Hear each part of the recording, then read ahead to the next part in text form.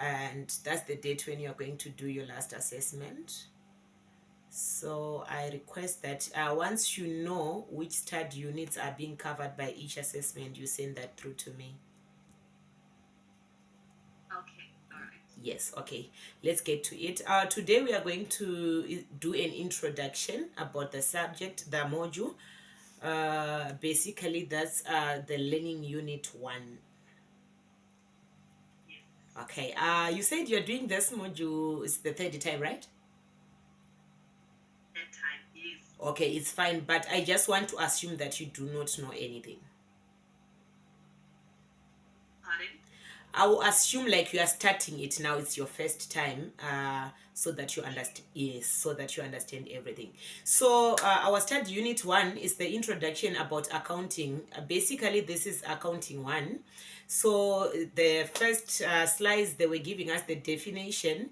Basically, accounting is the recording of the monetary values of transactions, and reporting them. So there are three activities which are included in the accounting process. So for us to say there is accounting, firstly there has to be a transaction that took place, Mm-hmm. and that transaction should pertain to the business in question. Yes.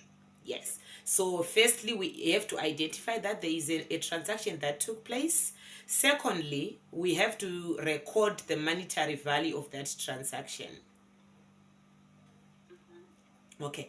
If you check from your study guide, they talked about financial accounting versus bookkeeping. So bookkeepers mainly what they do is when a transaction takes place, they record that transaction into the source documents. That's bookkeeping. So you are keeping track of all the transactions that took place in a business, or maybe it's a sole proprietor, an individual business. So you are saying today we took out 300 units of inventory and we received from our supplier maybe 700 at this cost. So basically that's bookkeeping. But accounting goes further, because it doesn't end on recording. We also communicate what we have recorded. Okay.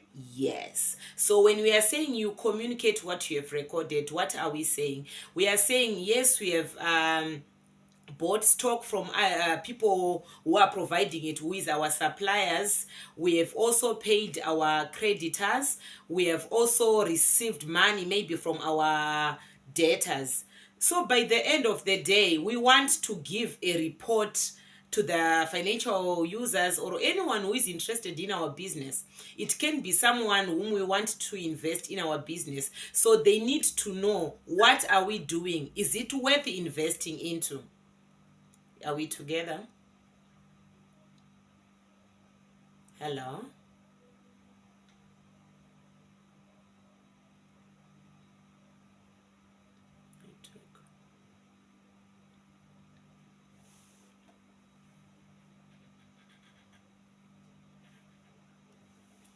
I think it's my, Blessing?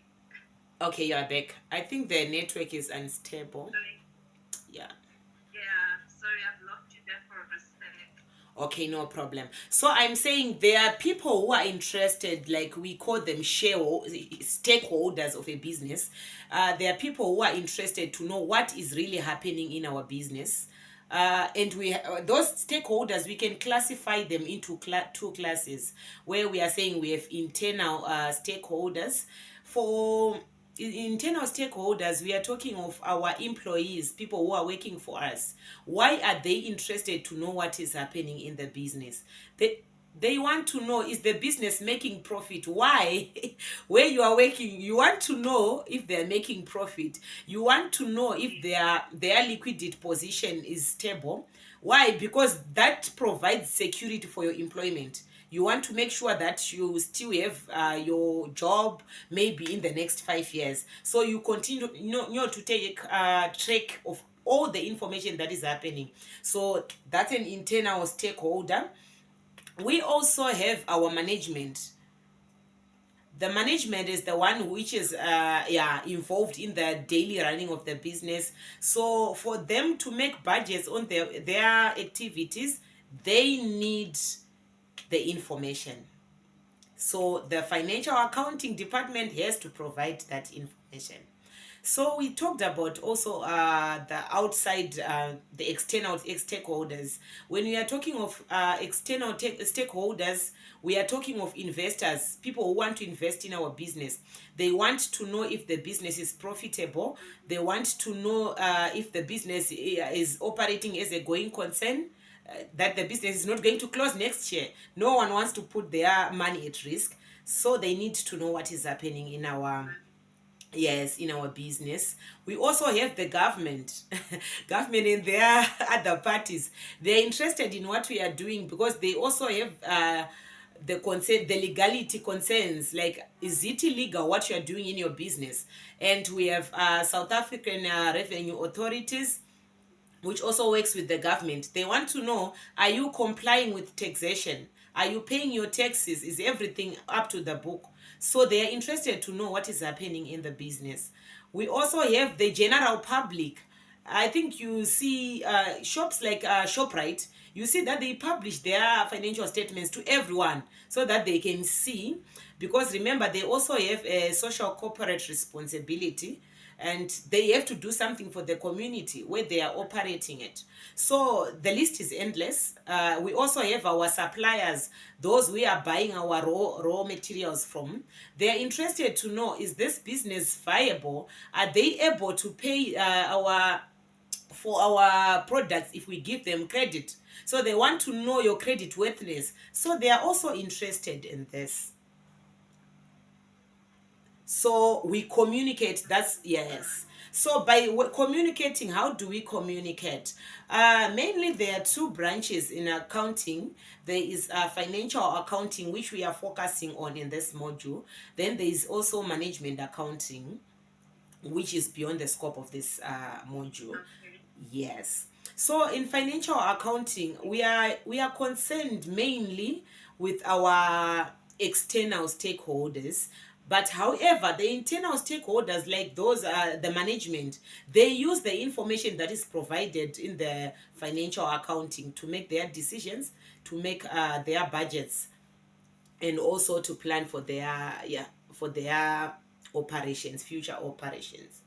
So I've on slide 3, I've talked about the difference between bookkeeping. So we are saying bookkeeping is just a portion of accounting.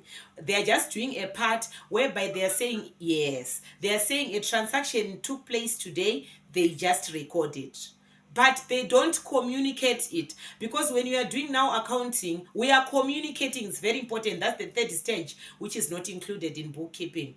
Bookkeeping, they're just making sure that everything is up to date. If they want to know their financial position today, they can just look into the books and say, okay, as at this date, our business is worth 2 million, through looking at their statement of financial position. But with bookkeeping, now you have to prepare the financial statements, you have to prepare the reports, you have to prepare the cash flow statements, you have to prepare also the statement of changes in equity. We'll look into that as we go. Yes. So in other words, what we are saying is bookkeeping is part of accounting, Accounting. Okay. but accounting is not part of bookkeeping. Mm. Is it? So can I ask? Should. Let me see if I understand this. So bookkeeping is mainly the day-to-day recordings of Perfect. the business, right? Mhm. And then accounting is the overall performance of the company. Yes, you can say that. Okay. Yes. Okay. Okay. So it's fine. So there is something we call a financial accounting cycle. So when we are talking of accounting cycle, we are just talking of where does it start and where does it end, right? Mm-hmm. So there is input. Input, that's the stage where we are saying a transaction took place. We are identifying the transaction. A sale took place. We sold 3 bicycles. We are identifying that as a transaction. That's the input stage, where we are saying we are recording on our source document that 3 bicycles were sold. So we are removing from our inventory the units that were sold.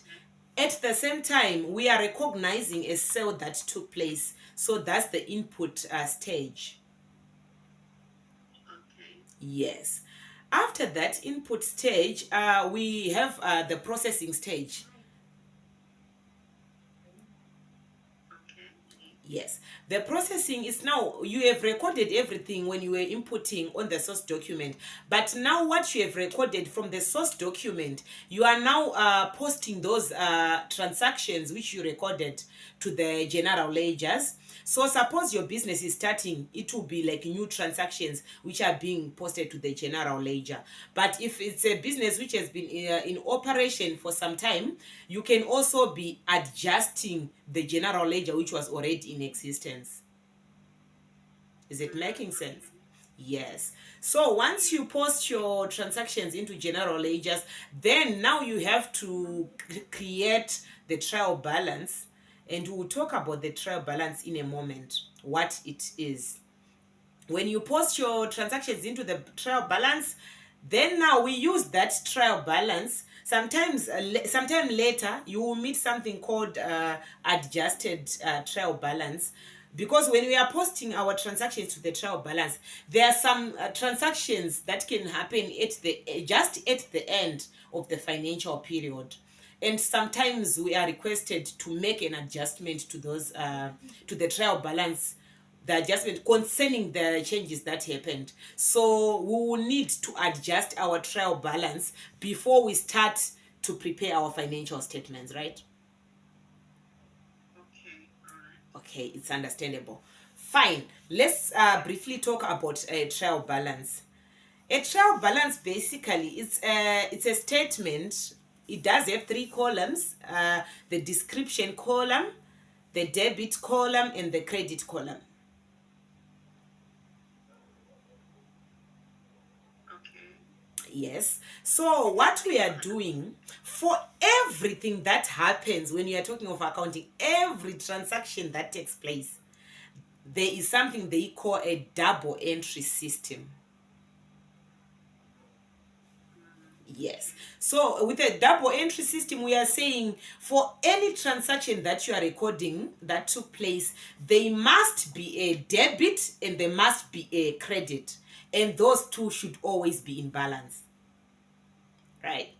Okay. Yes, Yeah. there is always a balance. It can never. If you see your debit and your credit is not balancing, there is something wrong. You have to revise. There's something wrong. Yes, and Okay. this you will see a lot of it when we are doing I think study unit 2, which talks about the statement of financial position. I think we might be able to do part of it Okay. too. Yes. So our trial balance, everything that goes to debit and everything that goes to credit, when we total those 2 columns, they should be in balance. All right. Okay. Okay. What goes to the debit side and what goes to the credit side? We are still on the trial balance. Mm-hmm. On the debit, remember we are working with at the moment we are working with our statement of financial position. That's the statement which we help you to understand. So on your statement of financial position, there are 3 sections. There is assets, that's the top part, Mm-hmm. and those assets, they are classified, Okay. yeah, they are classified into 2. We have a non-current assets and we have current assets. And just to define briefly, current assets are those assets which we have in our business mainly for trading. We are saying these assets, they are there to help us in the operation of our business. For example, we can talk of inventory. Okay. That's your. Those are your current. Current assets, yes. Okay. So current assets, they are mainly for trading.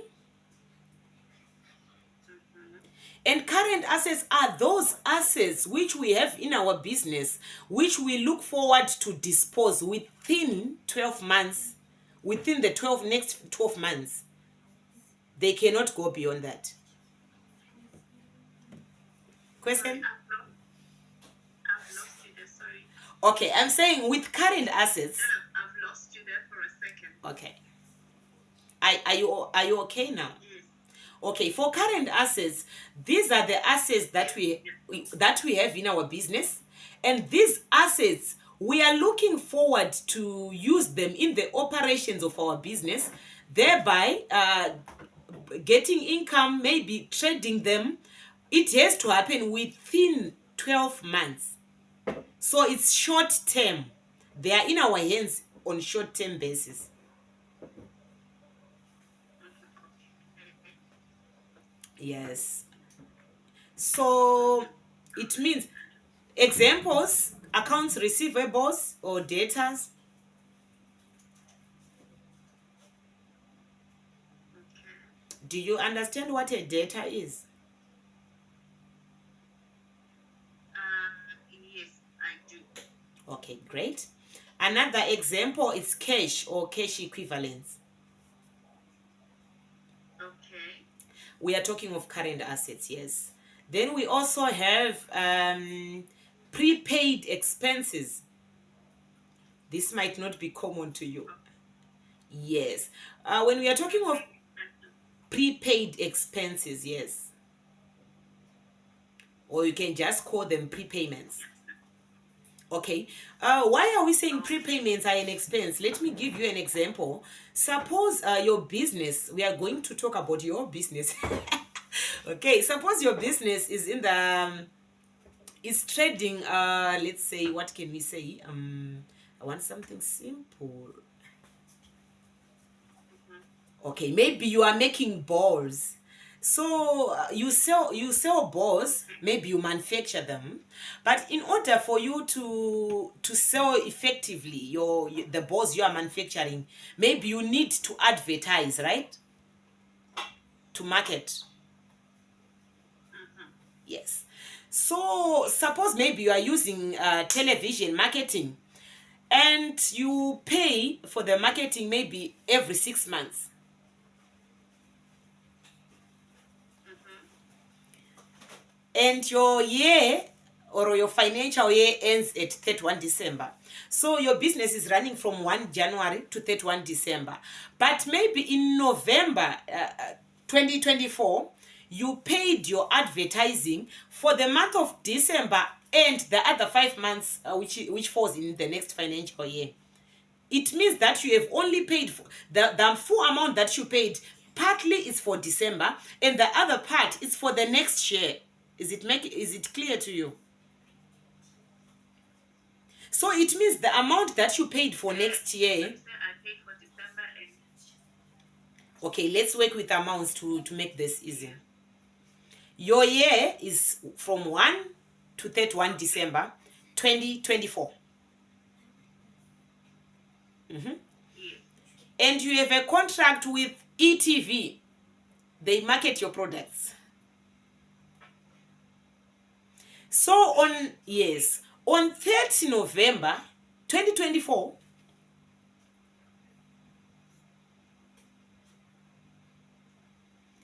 you paid 3,000, and that 3,000 is for 3 months. 1,000 for December, 1,000 for January 2025, and 1,000 for February 2025. Are we together? Yes. Yes. Yes. And remember, your financial statements, they are for the period from 1 January to 31 December. So they don't go beyond 31 December. You get it? Yes. Yes. Okay. So what it means, that 3,000 you paid in November for the month of December and the January February 2025, it means the 1,000 for January 2025 and the 1,000 for February 2025 you paid in advance for an expense. Do you agree? Yes, I do. Okay, suppose your business burns down on 31 December 2024. this year. Yeah. You have paid for advertising 3,000. You told them, guys, you're going to advertise my balls. But now the business burns down and you decide to stop the production. These people, they have your money.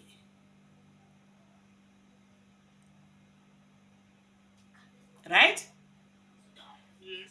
And you can decide to withdraw your money from them because they haven't advertised for you for January and February. So it's still your money. Are we together? Yes. That's why we are saying it's a Yeah, we are. yes, it's a prepaid expense. Pre meaning we just paid in advance, but the time is not yet. Is it making sense now? All right. Okay. Yeah, it does. Yes. So when we are in accounting, there is something we call the accrual concept. We'll talk much about the accrual concept when we are doing the statement of profit or loss account and other comprehensive income. The accrual concept. What does the accrual concept say? It says that when we are talking of income, we recognize it when the transaction takes place, not when we receive the money. Not when we receive the Receive money. the actual money. Oh, I see. I see. So revenue or income is recognized when we earn it, when we have offered the service, when we have sold the goods. Even if the customer doesn't pay upfront, we recognize that revenue because we are saying now we are entitled to that money though you haven't paid it. Okay. So the same concept also applies to the expenses. So we are saying we only recognize an expense in the statement of profit or loss account only when we have incurred the expense. Remember, incurred, not paid. That's the accrual Not concept. paid. Okay. I understand. Yes, that's the reason why we are now having the prepaid. We will not only have prepaid, we will also talk of accruals when we are on the liability section of the statement of financial position. Yes, I think it's now making sense, right? It does a little bit. A little bit, yeah. Okay, so we are saying if we pay for an expense today, but that expense we haven't incurred it, in other words we haven't maybe received the service for the money that we paid for, that money which is already in their hands is still an asset to us because we are looking forward to receiving a service from them because we paid them, but they haven't done it. So that money, yes, we are calling it a prepayment and it's a current asset. Okay. Understand. Okay, don't worry, we'll continue to explain as we meet those things in our questions. Yeah, so that's the other. Then we also have inventory also falls on current assets. Inventory is what we are selling, and sometimes students they make mistakes because normally they give you, when you on the trial balance, we are talking of the debits and the credits which should balance. They give you inventory in the trial balance. Normally if you see inventory that is in the trial balance, it is the opening inventory. Okay. Yes, and most of the times they will give you additional information, so you can maybe jot and say inventory reflected in the trial balance normally is the opening inventory. Okay. Yes, and most of the times the closing inventory is an asset to us. It's shown on the additional information, and closing inventory is a current asset. That's the closing inventory, right? Yes. Okay. Okay, so what I wanted to highlight there, when we are talking of closing inventory as our asset, there are things we should take note of, because sometimes if you are a production, remember you are producing balls, right? We are still working with our example. Mm-hmm. For you to produce those food bowls, you need plastic probably.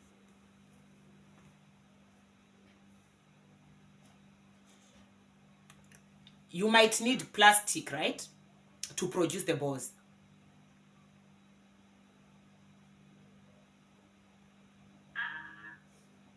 I've lost you, Blessing. Okay, I'll wait for you. Just tell me when you're okay.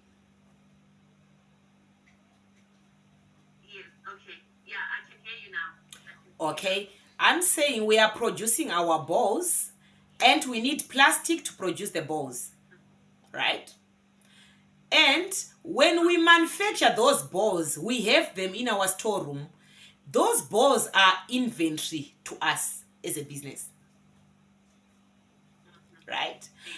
But also the plastic that you bought, the plastics that you bought to produce the balls, sometimes it can happen that you do not use all the plastic that you have purchased during the year. So you have leftovers at the end of the year.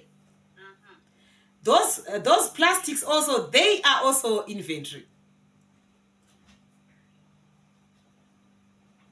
So it's very important because when you purchase plastic to make the ball, that plastic is an expense to you. Are you agreeing with me?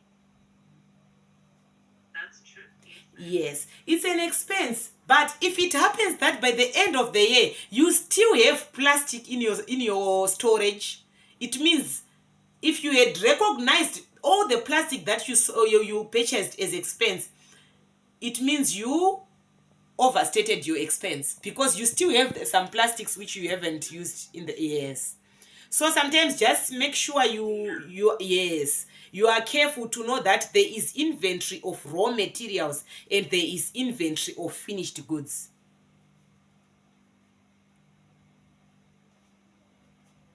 True. Yes.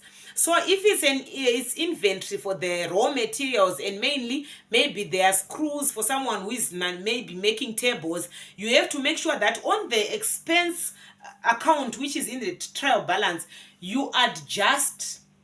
If they told you we still had screws worth 100,000 in the storage, on the screws expense given, you have to subtract the stock which is still available at the end of the year in order to get the actual expense, the actual screws that you put into the production. Mm, Yes. into the production. Don't worry, we'll come across that when you are doing practice questions. Yes, but otherwise the normal Okay. closing inventory, All right. which is what we are selling, there is no problem. What is closing inventory is generally what you recognize as your current asset.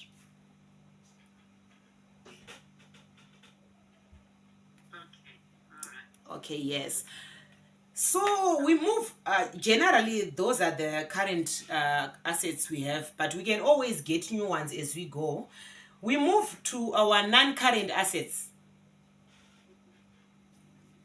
Non-current assets, these are the assets that are Current. Yeah. yes, they are held by the business,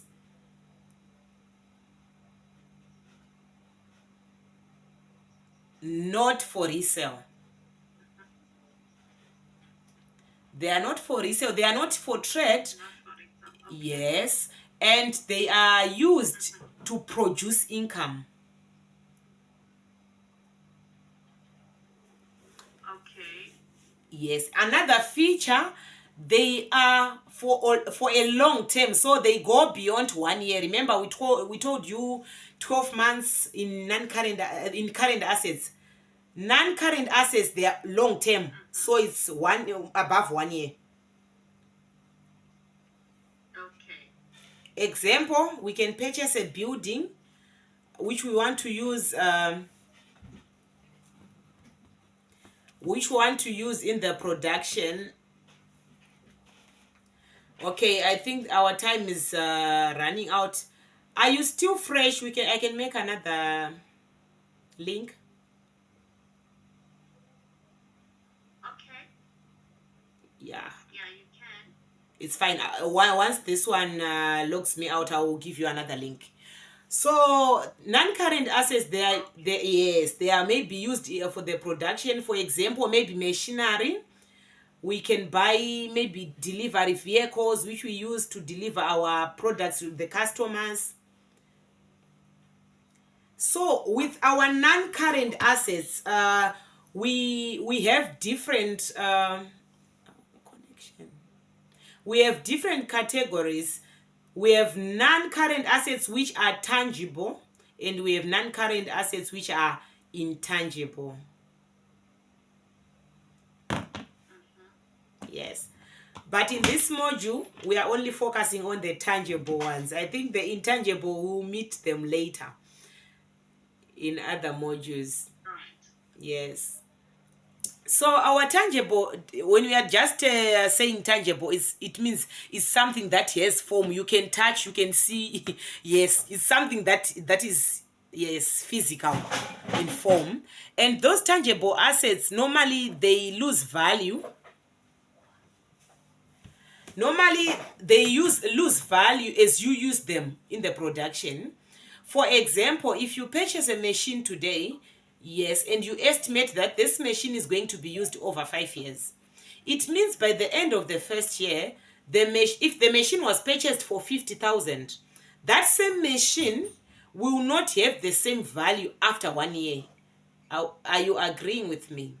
It will lose value. So normally non-current assets, some of them, not all of them, they lose value as you use them. So what do? We depreciate them to bring them to book value, to say, okay, at 31 December, because we have used 1 year out of 5, we are bringing it down to the remaining 4 years. That's depreciation. We will also talk about it and the methods that can be used to do the depreciation. Okay. Other non-current assets, they are not depreciated. An example mainly is buildings.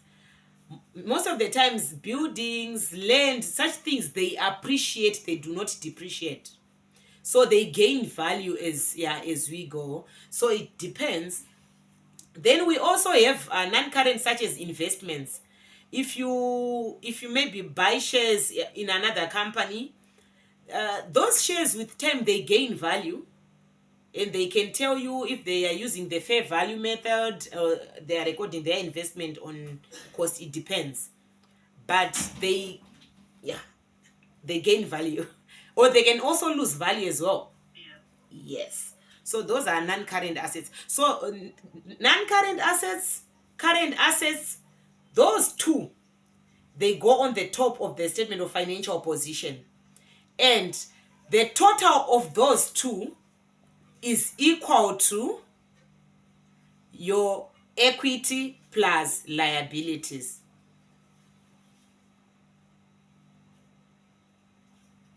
Okay. Yes. So that one, we call it the accounting equation. What does it say? It says assets is equals to equity plus liabilities. All right. Okay, let's move on to equity. Equity, we are talking of the residual interest in the business after we take away the residual in assets, after we take out the liabilities.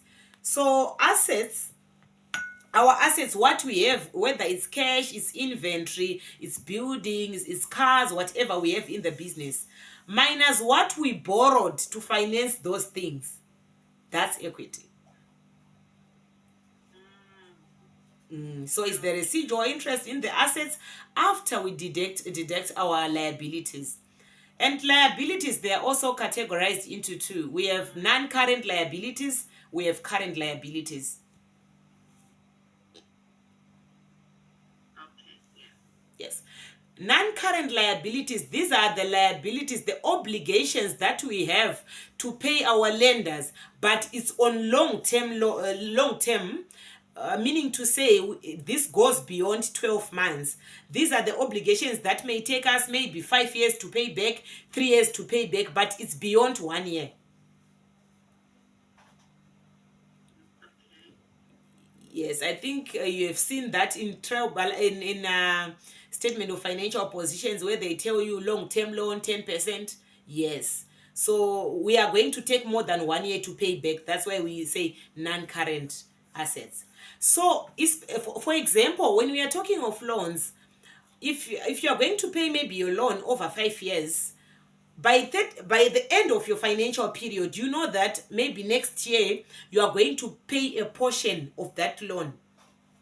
We do what we call amortization, where we are saying, okay, in the next 12 months, because remember, current, they are within 12 months, non-current, they are beyond 1 year. So we are calculating that portion we know we are going to pay in the next 12 months, and we call that the current portion of the loan, which yes, that one you have to classify it under current liabilities. Okay. Yes. Okay, just to go back a bit, I think I did not give you examples of equity. Just to go back on equity. Mm-hmm. Ordinary shares, examples. Retained earnings. Okay. Retained earnings, these are the profits or the earnings that remain with the business after paying all the expenses, after doing the distributions. What we are left within the business falls into that account called retained earnings. Is it profit? Oh no, not really. I don't want to call it profit, but I want to call it profit. Okay, let me explain a bit. I don't want to say much because we haven't done the statement of profit or loss and other comprehensive income. But when you are doing your profit and loss account, Okay. right, you are saying your income, everything that came in minus expenses, you are left with profit, right? Mm-hmm. Yes.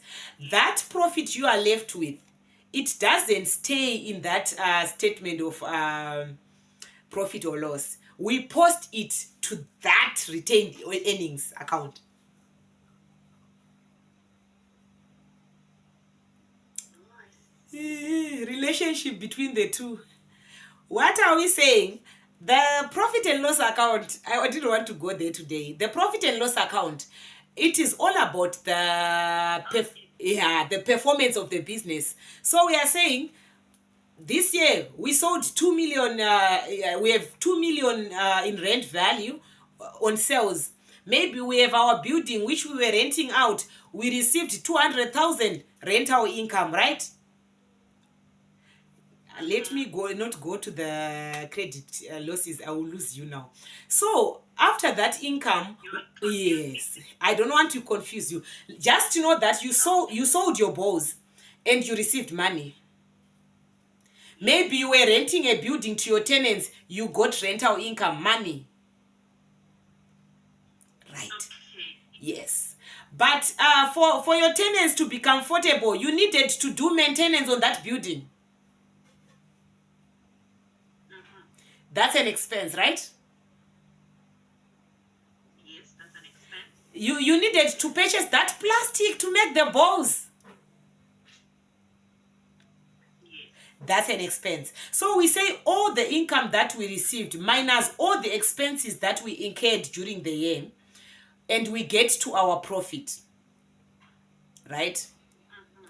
Maybe after getting our profit, we have shareholders, people who have invested in our business, and we are saying, hey, we have to reward them. You know, it's good to get money. Who doesn't want money?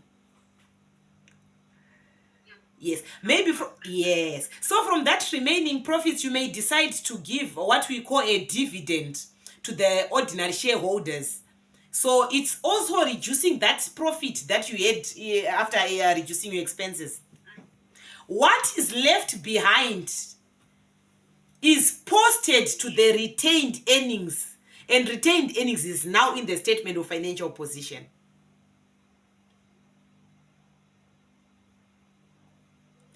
Okay, thank you so much. We'll continue this class. If you are willing to join these classes, we are doing FAC 1502. It's UNISA. And we also help the classes up to the degree level, financial accounting, taxation, auditing and management accounting. My name is Blessing, and my phone number is 068 305 6461. You can always inbox me. Yeah, I will be able to help you.